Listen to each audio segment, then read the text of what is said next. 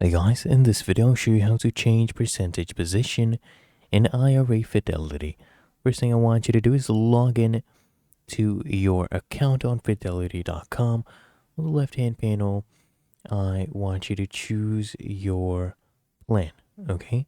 And then here, come over here, I want to, and then choose change investments. And here under investments, you'll see change investments. You can click here, exchange one investment. So we'll swap one investment for another.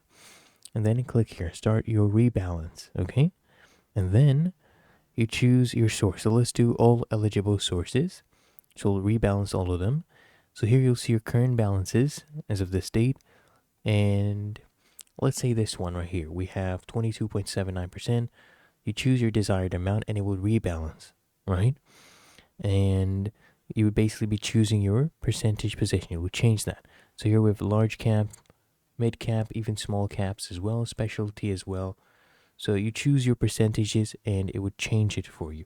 Really that easy. If you found this helpful, make sure you smash the like button, subscribe to App Mentor.